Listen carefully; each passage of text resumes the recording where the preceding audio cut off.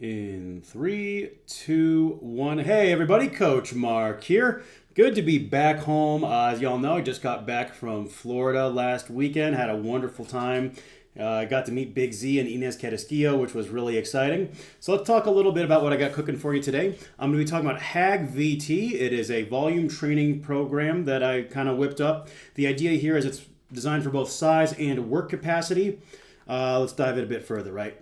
So, this is designed to replace speed work on a normal program. So you'd use this on your DE days.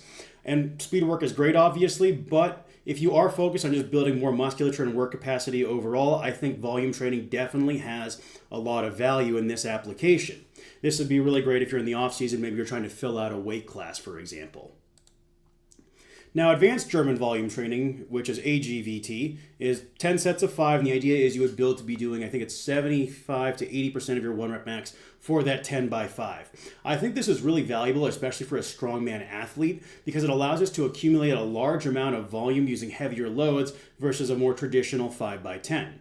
And what I wanted to do was couple it with a Hepburn-styled step progression. That way the idea here is it's a very durable progression that builds a wide base of strength, muscle, and work capacity. So the entire idea here is you'd pick a load that's somewhere between 70 to 75% of the 1 rep max for that lift, and you would just slowly ramp up across the weeks in volume. So for example, in week 1, you'd just be doing 10 triples at 70 to 75%. In week 2 is 5 triples and then 5 sets of 4, and you would alternate. So a triple, a 4, a triple, a 4, a triple, a 4. Week 3 is 10 fours, and then in week 4 it's a 4 and a 5, a 4 and a 5, again 5 sets of each style. And then by week 5 you're doing 10 sets of 5. And I would start at 70 to 75% of your 1 rep max. And you could play with the load between sets based off how you're feeling, because we are using volume as our key progression here rather than intensity. And especially if you haven't done a lot of volume work, for example, let's say you've been doing a lot of sets of 2 and 3, you might fatigue pretty quickly if you just decided to go for the gusto right from the get-go and opt for 75%. You always have the ability to just go a little heavier, right? Build that momentum, especially on a 5-week progression such as this. Now, this is much higher than my normal volume prescriptions, and I definitely wouldn't use this on a deadlift. I do think, however, for stuff like dumbbell pressing, rows, or close grip bench, it would be awesome for helping shore up those movements. I even think something like a Hatfield squat in the off season, if you're really wanting to work on your legs, this is viable for that. I myself am actually currently using this, but I'm also doing it with 8 sets instead of 10 sets, as I'm doing that with a dumbbell 70-degree incline after my work on the log. And right now on the log, I'm doing a lot of singles with pause dips and pause catches. I talked about that over on my short side of the channel, and I'll talk about it on the main channel down the road. I did get to attend an overhead press seminar with Big Z and Inez. Learned a lot, so I'll be sharing some of what I learned and kind of doling out some practical programming advice based off of that knowledge. But here's what the HAG-VT Marks version looks like. So I'm going to start at roughly 70% of my estimated 1 rep max on the dumbbell 70-degree incline, and I estimated that I'm probably good.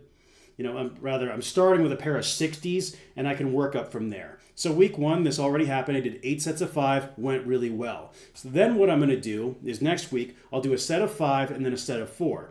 And the idea is I'm going to try and take a weight jump with every set of 4. So for example, I'm going to start at 65 pounds, do it for 5, then I might try 70s for 4, see how it feels, 70s for 5, and then maybe 75s for 4, but the weight jumps aren't mandatory. I'm going to adjust that based off how I feel, and I'm not opposed to going slightly down as well. Then in week 3, I want to aim to do 6 sets of 4 with the heaviest set that I did in week 2. And again, if I can't, I can't. But the idea here is trying to strive for it, right? That way I'm pushing harder. And then in week 4, I'm going to ramp to a 3 rep max on this variation. I'm also supersetting this with seal rows using the same loading template. So this week was a set of 5 on the dumbbell 70-degree incline and a set of 5 on the chest supported dead stop seal row. Back and forth. Got a lot of volume in, felt really good, and I think this is definitely a progression worth playing with if you are in the off season. I'm probably going to wind up throwing this into a program that I put out down the road. And again, it isn't volume for the sake of volume. Hatfield Advanced German Volume Training, hence HAG-VT, or no, Hepburn, sorry, I keep doing that, Hepburn Advanced German Volume Training. The idea is it's a progression that allows you to train with heavier loads than your normal hypertrophy protocol, and it's going to really force you to lock in and focus on your sets both in the work as well as your rest times, because you shouldn't be taking more than 20 minutes to get through a pair of movements if you're using the HAG-VT. If you're only doing a single movement, I don't think it should take much more than 15 minutes.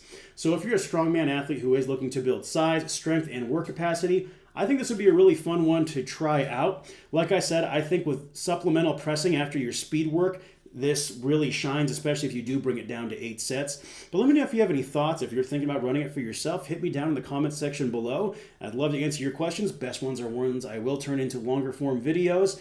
Anyways, folks, it's good to be home. Hope you found this one useful. I'll catch you in the next one.